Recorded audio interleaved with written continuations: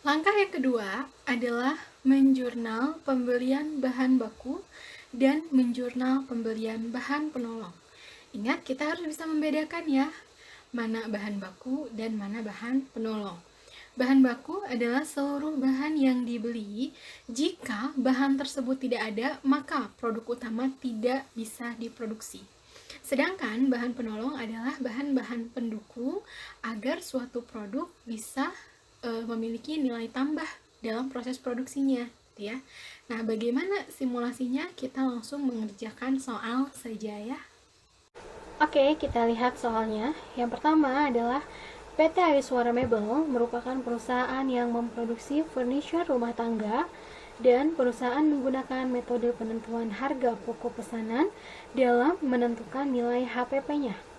Perusahaan saat ini sedang memproduksi dua pesanan, yaitu lemari dengan kode barang LM023 dan dining set dengan kode DS024.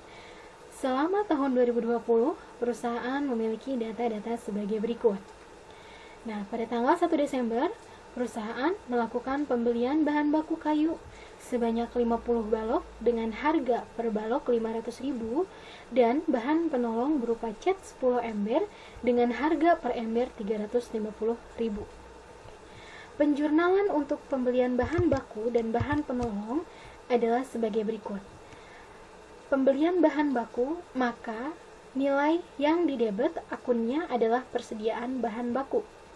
Apabila pembelian dilakukan secara tunai, maka akunnya kas. Tapi apabila pembelian dilakukan secara kredit, maka akun kreditnya adalah utang. Oke. Sedangkan untuk pembelian bahan penolong, maka akun di debit adalah persediaan bahan penolong. Sedangkan akun di kreditnya bisa kas jika transaksi tunai dan bisa utang jika transaksi kredit.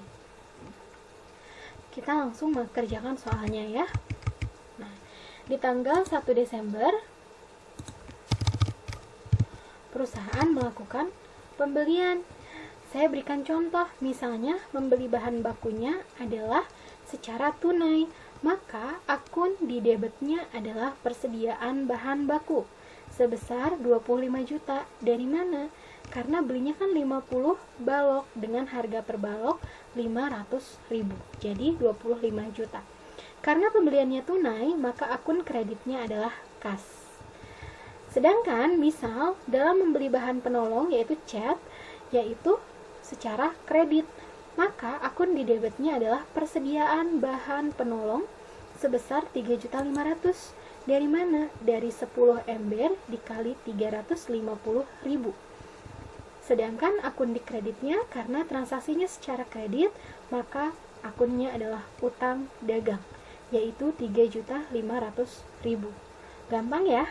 Jadi notesnya adalah persediaan bahan baku dan persediaan bahan penolong itu seharusnya dipisah, jangan digabungkan. Kemudian notes yang kedua, apabila pembelian dilakukan secara tunai, maka akun kreditnya adalah kas. Tapi jika pembelian dilakukan secara kredit, maka akun kreditnya adalah utang dagang.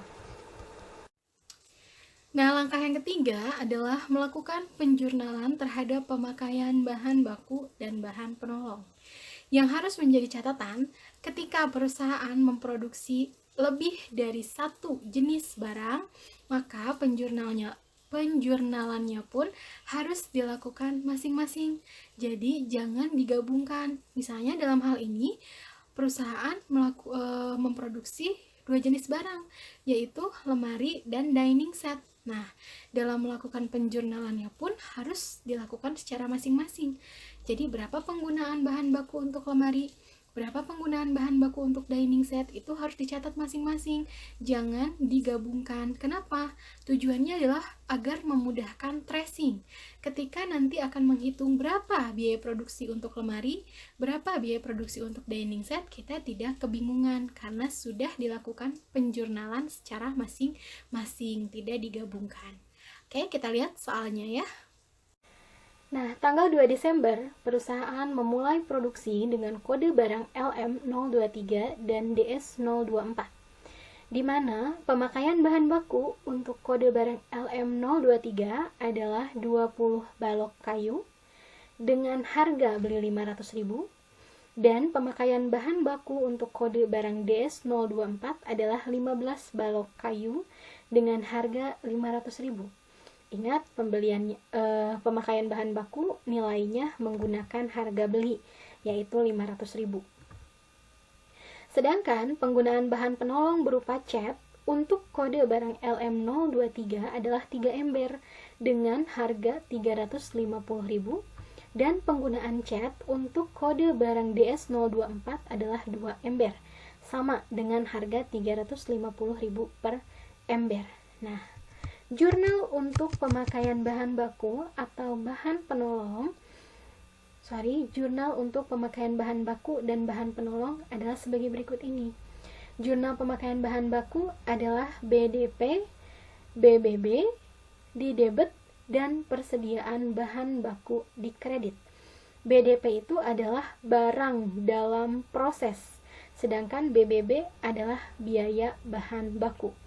BDP ini memberikan ciri bahwa kode barang LM023 dan DS024 itu sudah mulai produksi. Karena produksinya belum selesai, jadi namanya barang dalam proses atau disingkat BDP. Kalau BBB ini mencirikan penggunaan bahan baku, jadi namanya biaya bahan baku, gitu ya. Sedangkan jurnal pemakaian bahan penolong adalah BOP sesungguhnya di debit dan persediaan bahan penolong di kredit. Jadi beda ya, untuk pemakaian bahan baku itu BDP, tapi untuk pemakaian bahan penolong masuknya BOP. Gitu. Nah, berarti bagaimana nih menjurnal soal yang tadi? Saya sudah bilang bahwa ketika perusahaan melakukan produksi lebih dari satu jenis barang, maka jurnalnya pun harus dipisah, jangan digabungkan. Maka jurnal yang pertama adalah menjurnal pemakaian bahan baku untuk LM023, di mana jurnal bahan baku adalah BDP, BBB pada persediaan bahan baku, senilai 10 juta. Dari mana? Karena LM023 ini menggunakan 20 balok kayu dengan harga 500.000. Jadi totalnya 10 juta. Kemudian, menjurnal pemakaian bahan penolong LM023, di mana jurnalnya adalah BOP sesungguhnya pada persediaan bahan baku. LM023 ini memakai 3 ember cat. Harga satuannya 350.000, maka tinggal dikalikan, jadilah 1.050.000. Nah, sekarang menjurnal pemakaian bahan baku DS023, yaitu BDP BBB pada persediaan bahan baku, sebanyak 15 balok dikali 500.000.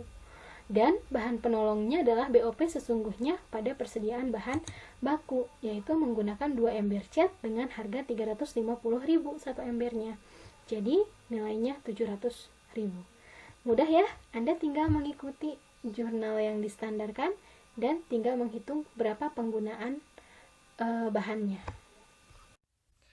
Nah, langkah yang keempat adalah melakukan penjurnalan mengenai gaji dan upah. Melakukan penjurnalan mengenai gaji dan upah ini biasanya dilakukan 2 kali. Yang pertama adalah menjurnal gaji secara keseluruhan. Jadi perusahaan itu dalam menurunkan biaya gaji biasanya dalam satu kesatuan terlebih dahulu. Jadi berapa nih total gajinya? Itu yang harus dicatat terlebih dahulu. Nah, setelah kita melakukan penjurnalan total gaji, kita harus mendistribusikan gaji tersebut berdasarkan pos-posnya. Apakah menjadi BTKL, apakah menjadi BOP, apakah menjadi biaya non-produksi. Jadi 2 kali jurnalnya. Yang pertama menjurnal total gaji, dan yang kedua adalah menjurnal distribusi gaji berdasarkan pos-posnya tersendiri. Kita lihat soalnya lagi ya. Nah, tanggal 10 Desember dijelaskan bahwa penggunaan jam tenaga kerja langsung atas kegiatan produksi barang dihitung berdasarkan jam kerja dengan tarif 30.000 per jam. Adapun penggunaan jam kerja adalah untuk kode barang LM023 ditaksir menggunakan 120 jam kerja. Dan untuk kode barang DS024 ditaksir menggunakan 85 jam kerja. Perusahaan membayar gaji di tanggal 10 Desember dengan rincian gaji divisi produksi 6.150.000, gaji mandor pabrik 2.500.000, gaji divisi penjualan 3.500.000, dan gaji divisi administrasi dan umum adalah 3 juta. Oke, kita analisis terlebih dahulu soalnya ya. Tanggal 10 Desember ini, perusahaan membayar total gaji adalah 15.150.000 dari penjumlahan 6.150.000 sampai 3 juta. Oke. Gaji divisi produksi adalah biaya tenaga kerja langsung atau BTKL atau BTK. Nah, gaji divisi produksi ini adalah biaya produksi dari kelompok BTK. 6.150.000 ini milik dua barang, yaitu milik LM023 dan milik DS024. Diingat dulu ya. Gaji mandor pabrik adalah biaya overhead pabrik. Karena ini gaji mandor yang ada di pabrik, berarti ini masuk biaya produksi, tapi kelompok biaya overhead. Gaji divisi penjualan dan gaji divisi administrasi dan umum adalah biaya non-produksi. Jadi tidak akan dihitung di HPP karena ini merupakan biaya non-produksi. Nah, bagaimana menjurnalnya? Kita lihat. Menjurnal gaji dan upah secara keseluruhan adalah beban gaji dan upah pada gaji dan upah terutang senilai total, yaitu Rp15.150.000. Setelah kita menjurnal gaji dan upah, kita harus menjurnal lagi distribusi gaji dan upah. Tadi kan nilainya 6.150.000. Ini milik dua barang, milik LM023 dan DS024. Dihitung berdasarkan jam kerja langsung. LM023 menggunakan 120 jam kerja. Ini ya, 120 jam kerja dikali tarif per jamnya 30.000, maka hasilnya 3.600.000. Akunnya BDP BTK. Ingat, BDP itu adalah barang dalam proses, menandakan bahwa LM023 sedang diproduksi, dan BTK itu menandakan bahwa penggunaan biaya tenaga kerja. Gitu ya. Nah, untuk DS024 berarti BDP BTK DS024 yaitu 2.550.000. Dari mana? Penggunaan jam kerjanya 85 jam dan tarif per jamnya 30.000. Jadi hasilnya 2.550.000. Kita lihat ini jumlahnya ya. Jumlah LM023 dan DS024 bisa dilihat di sini. 6.150.000 sesuai dengan soal ya. Gaji divisi produksi 6.150.000. Itu yang disebut dengan biaya tenaga kerja langsung. Oke, selanjutnya adalah gaji mandor pabrik. Mandor pabrik mah kan nggak ikut memproduksi, tapi tetap ada di pabrik kondisinya, maka masuk ke biaya produksi kelompok BOP, yaitu BOP sesungguhnya sebesar 2.500.000. Nah, karena gaji divisi penjualan dan gaji divisi administrasi dan umum bukan kelompok biaya produksi, melainkan kelompok biaya non-produksi, maka judulnya adalah beban gaji divisi penjualan dan beban gaji divisi administrasi umum senilai 3.500.000 dan 3 juta. Sehingga akun-akun yang dikreditnya adalah beban gaji dan upah, yaitu Rp15.150.000. Kalau saya coret akun beban gaji dan upah di sini akan menjadi 0 karena di awalnya debit ya kan, di jurnal keduanya kredit 0. Jadi sisanya hanya BDP BTK LM023, BDP BTK DS024, BOP sesungguhnya, beban gaji divisi penjualan, beban gaji divisi administrasi dan umum, serta gaji dan upah terutang. Tapi dalam melakukan penjurnalan tetap agar bisa ke tracing, kita harus melakukan jurnal 2 kali, yaitu menjurnal gaji dan upah total serta menjurnal distribusi gaji dan upah. Oke, mudah-mudahan mengerti ya.